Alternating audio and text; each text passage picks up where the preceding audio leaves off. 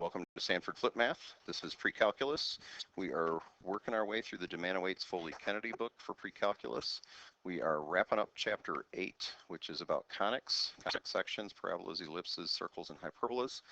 This is a lesson that is basically kind of pulling everything together, a little bit of everything, just a recap, and how to decide what to do for which shapes, and going frontwards and backwards a little bit. Okay, so these are going to move kind of quick, and I have everything up on this front screen right here, so if you want to pause it and make some quick notes, you can, but we are not going to stay on this screen. So we're just going to buzz through examples. We're not talking about background. So here we go. Okay, so what we're going to do is put this equation into standard form.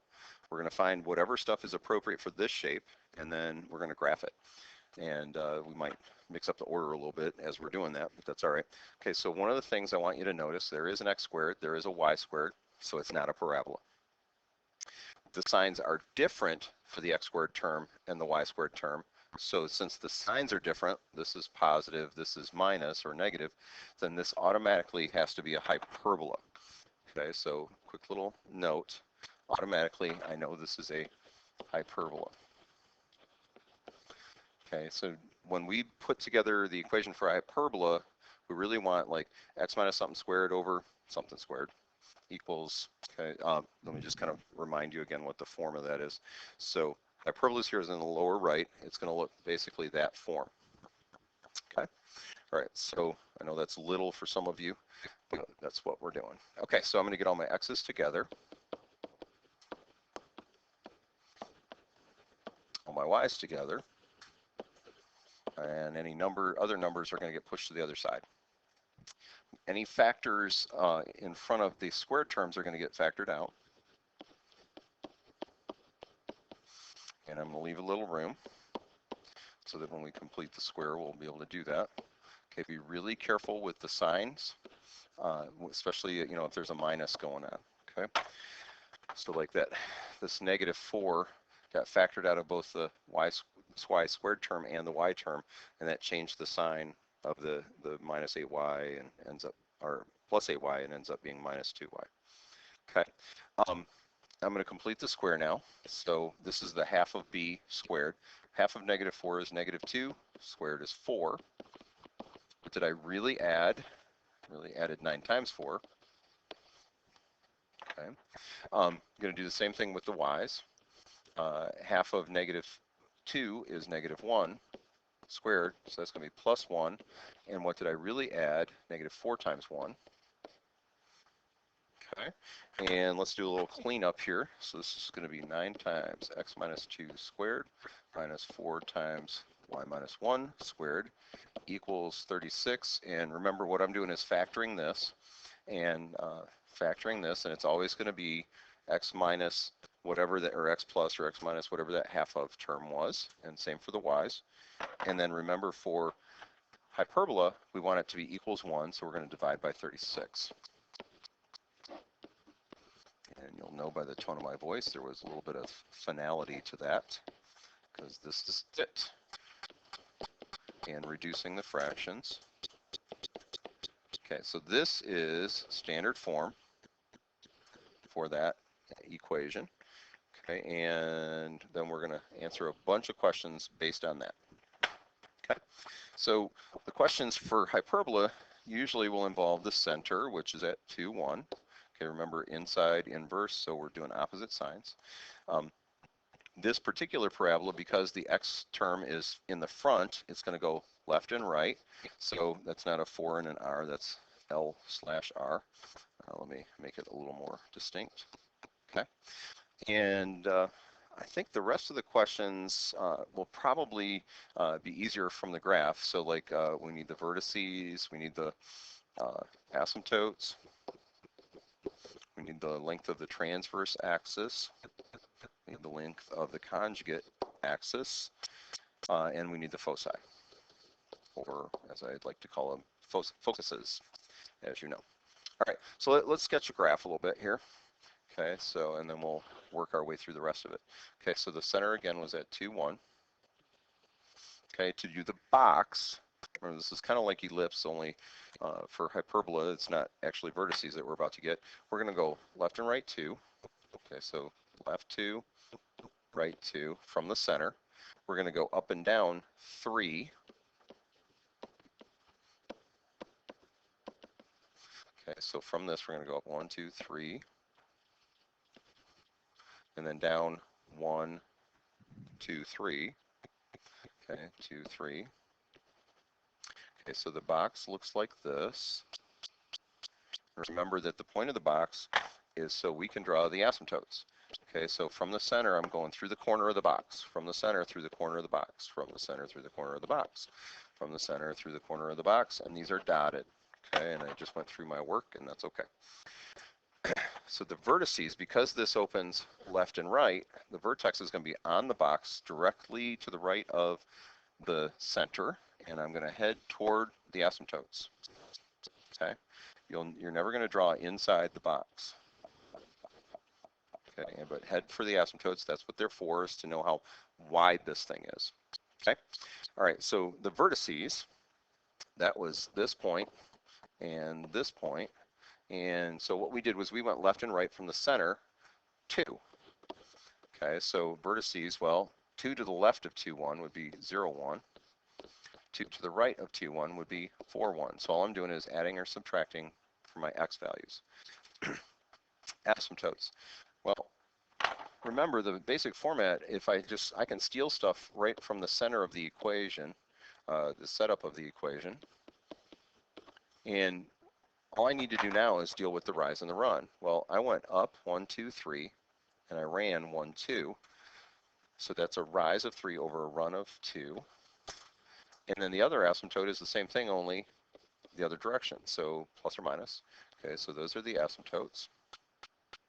The length of the transverse axis, remember, is the one that goes from one side of the picture to the other. So it's the one that connects the vertices. Well, if I went left and right 2, then the length of the transverse axis must be 2 times 2, or 2 plus 2. Transverse axis would be 4. The conjugate axis is the other one. So it went up and down 3, so that's 6. And then foci, well, remember focuses are always inside the curve and always in line with the center. So they're going to be somewhere like out here and out here. Okay, so I don't know exactly where. I need to do some math to do that. So the relationship is c squared, the distance to the focus from the center, squared equals a squared plus b squared. I don't know c. A squared is 4. B squared is 9, so that's 13. So c is the square root of 13, plus or minus. So from the center, I'm going to go, the center was at 2, 1, and the foci are left and right of the center, so those are x value issues. And that's it. Okay, so that's a lot of stuff to write down. That was moving very quickly, but this is a review section. This is a review video, so that's recapping all of it. Okay, so my recommendation is back up to the original problem if you didn't already, and do this on your own and see if you come out with the same thing I have. All right, let's take a look at another one. Okay, all right, so this one, because I have an x squared and a y squared term, this is not a parabola. Because they have the same sign, it's not a hyperbola. Because they have different coefficients, it's not a circle. So this is an ellipse. Now, I am not going to talk through the whole thing on the video. So what I'm going to suggest you do is do this on your own and hit pause. So hit pause and do this on your own. I'm going to do this in the sneaky world of video, and then it's going to magically appear in a minute. Well, it'll be in a minute for me, but it'll be like in 2 seconds for you. Okay, so hit pause. Ta-da! All right, that's standard form, and then I'm going to give you some more information about the stuff. So if you want to pause this, you can take a look at that, and then the next thing you'll see is all the other stuff. All right, and here is all the stuff on the center, the major and minor axes, foci, and on the right you see the vertices and a little sketch. Okay, we want from the center left and right 1, so the minor axis, that was a shorter one, is 2. Went up and down from the center 2, so total length there would be 4. Foci are from a squared equals b squared plus c squared, and the vertices are all those endpoints of the major and minor axis. Okay, moving on. Okay, this one we'll go ahead and do. This is,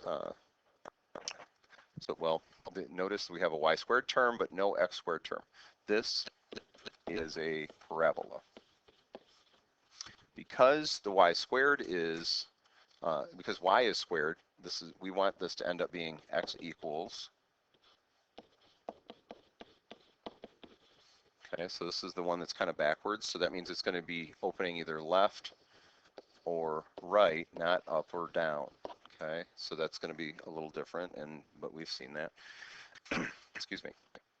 All right, so guess what we will do is, ultimately we want x equals, I'm going to go ahead and complete the square for the y's, so I have y squared minus 4y. I don't have a coefficient in the front, that's kind of nice. Okay, so y squared minus 4y. I'm going to leave a little room. And we will complete the square. So again, since there's no number here, we don't have to worry about factoring that out. Half of -4 is -2. Squared is 4. Okay, and we'll do a little factoring. Okay, and so this whole thing factored into that. I know normally, I guess I move everything to the other side, so I'm going to go ahead and do that. I need to do it at some point. Added 8x to both sides. Subtracting 20 from both sides. Okay, and I really want, I guess I didn't really want that 20 over there, did I? It's all right, I'll move it back. All right, let me flip it around. Okay, this feels like I'm doing things out of order a little bit, and I'm sorry. When we get there, we will get there. I'm going to add 16.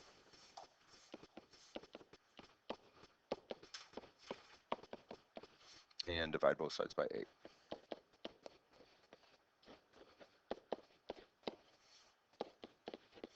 Okay, so this is standard form. Okay, let's do a little bit of graphing, and all I'm going to do is sketch this. Part of the stuff is going to be the vertex, and I need that to graph it. Now remember, since the x and y's are switched around here, the outside thing is going to be the y, and the inside is the x. Okay, same sign. This is the y value. Opposite sign. This is the x value. This is the y value. Okay, the y value is with the y. Okay. Alrighty. Okay, so that's the vertex.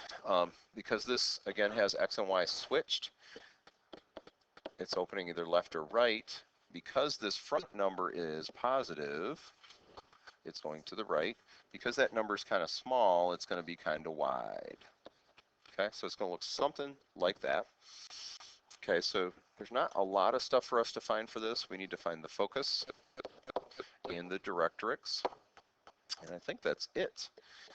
Okay, so moving right along.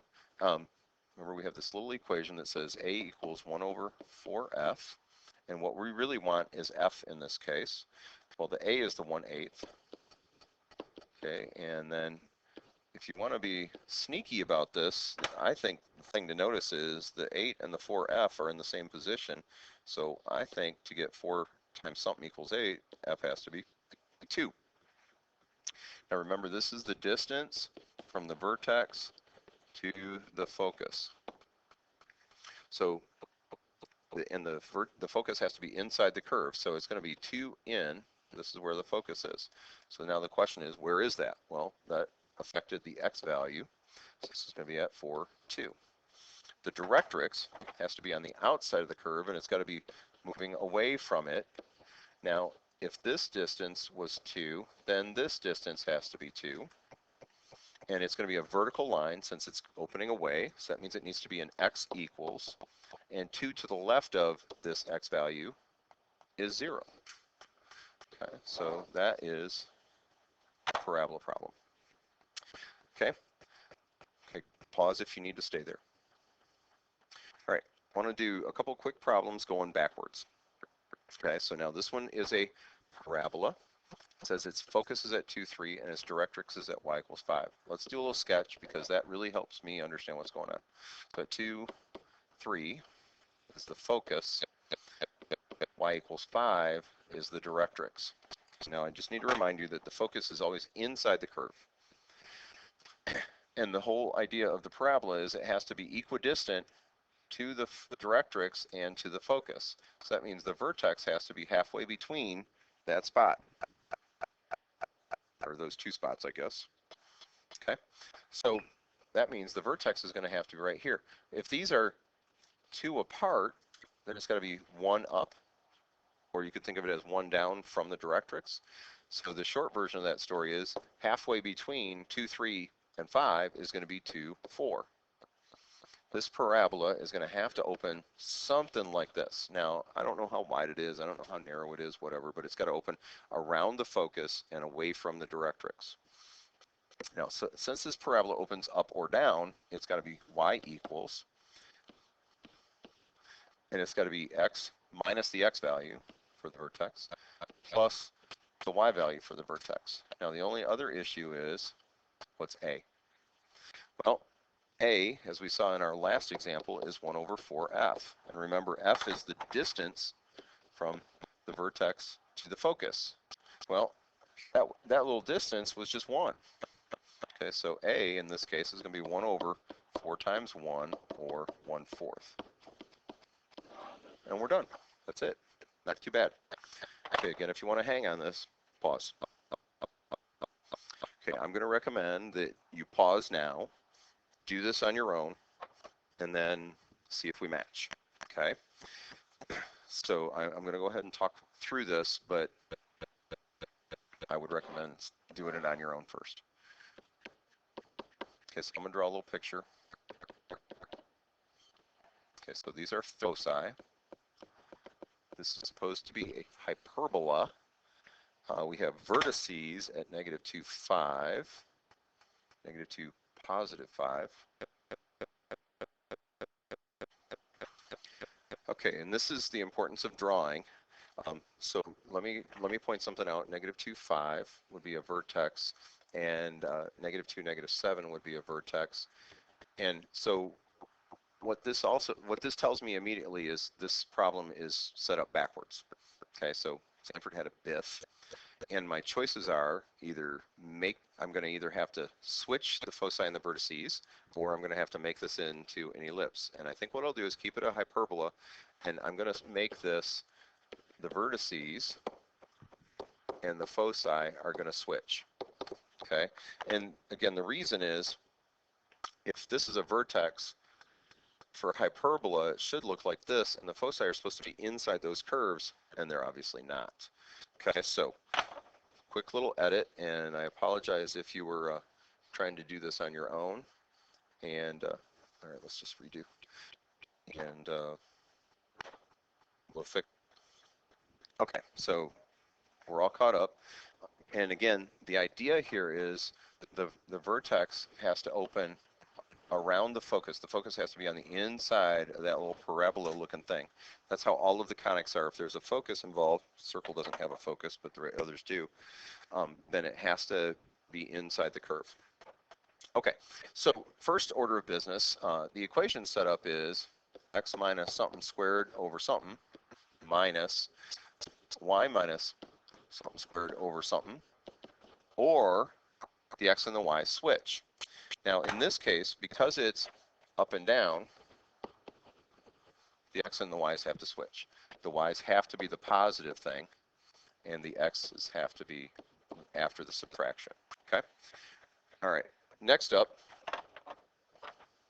I need the center, and the center has to be halfway between the vertices, or the center has to be halfway between the foci, because this is symmetric.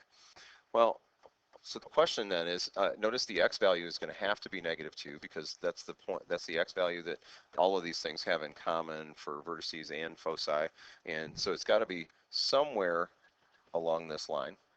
Okay, and the y value has got to be halfway between 3 and -5. Well, what number is halfway between 3 and -5? Well, the sneaky thing to do would be like part of the midpoint formula, which basically you just average them. So the center has to be at -2, -1.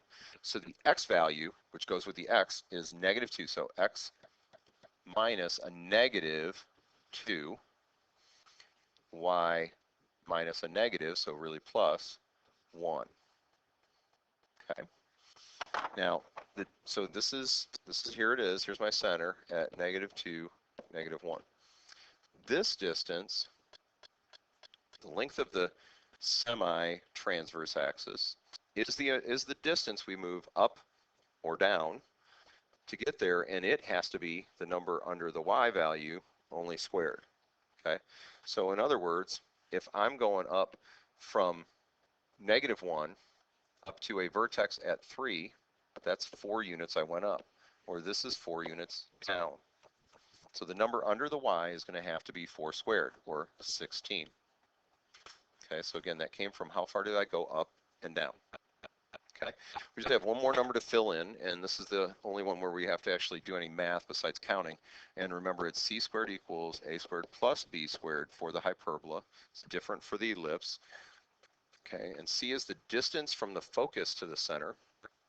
Well, from a focus to the center, that's from -1 up to 5. So that's a distance of 6.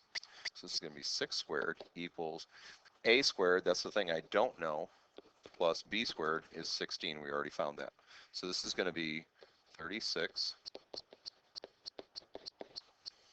Okay, and then subtracting 16 from both sides, 20 equals a squared. Well, a would be the square root of 20, but the fact is what I really want in the equation is a squared. Okay, this is it. This is done. Okay, we did not do any circles in this video. They're the easier ones, a little bit easier than the ellipses, and you don't have as many sign issues to worry about. But this is going to be it for now. Plenty of examples out there. You can go to the ones in the book. You can look up more online. Plenty of videos. You can check out Patrick JMT has videos on this. Khan Academy has videos on this also. Okay, thanks for watching. SanfordFlipMath out.